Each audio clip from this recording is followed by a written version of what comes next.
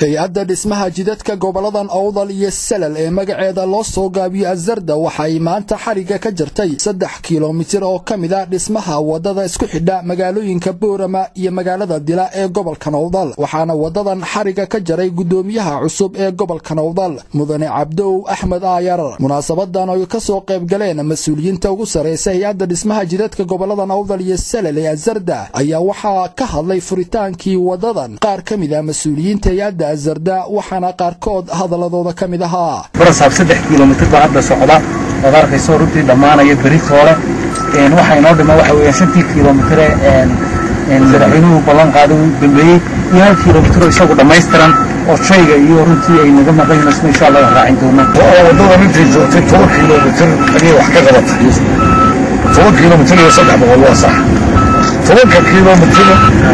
kiiloomitirkii ugu dambeeyay 8 boqol u dambeysaan maanta waxaa qaramay 300 oo baga 4 iyo 3 waxa qabtay midkii loola jiray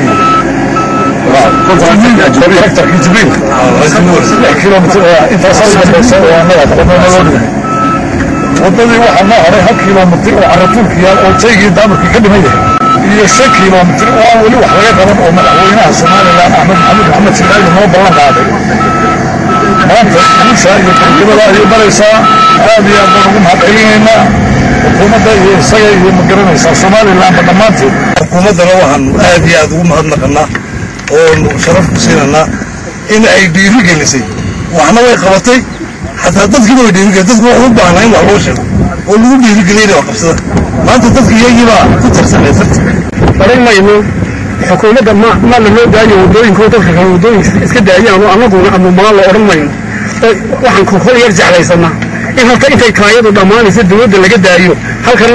la wadaan ka keen halkan la wadaa ka socota laakiin dalkooda ka eegto waa wax amal khayr iyo hol laga daydo oo xameeyna cid walba in xukuumaddu gacan ku siiso waa maxalleynayna wayna waan arkaysaa adigana masha timiday aad baan ugu hungurweyno waadiga qur'aan soo marisay taana waan baan xambaarsanay oo u siday garoonka iyo taana hadana sidoo kale gudoomiyaha gobolka Awdal Cabdow Axmed Aayar oo gabagabadii munaasabadan hadal ka jeediyay ayaa waxa uu ku dheeraaday ahmiyadda ay leedahay in ay bulshadu gacmaha isqabsato isla markaana ay la shaqeeyaan xukuumadda si loo horumariyo dalka wuxuuna faahfaahiyay qorshaha xukuumadda Soomaaliland ee dhanka horumarka ee ku wajahan gobolka Awdal wadooyinka bari wadada u baxaysa luqaya ee wareegga dheera dhamaan waxa u baahan yihiin xataa haddaan maami aynan dhigi karin in aynu u sahlo socodku siduu u fududaan lahaa oo maanta qalabkii baynu haysanaa inaad ku talagal aad fakarkiina iyo waxqabadkiina ku sii darsataan wadooyinkan inaynu wax weyn ka qabanno insha allahu tacaala runtii sidaa ay sheegeen dowladdan maanta xukuumadda Suudaanku uu sheegay xukuumaddani xukuumadii ka horreeyay dibadooda waqtigeeda iyo waayaheeday lahayd oo la kulantay xukuumaddanina waayaheeday leedahay runtii waxay xaqiijisay in bulshadu iyo iyadoo isku duuban xukuumad ahaan iyo bulsho ahaan in wax badan la qabsan karo in wax badan la fulin karo horumar badan dalka laga samayn karo waxaan aad iyo aad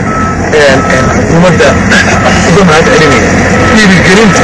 ay bulshadeeda dhiirigelisay inay wax qabsan karaan runtii Cabdi Fataax Axmed Hadwanaag News magaalada Boorama.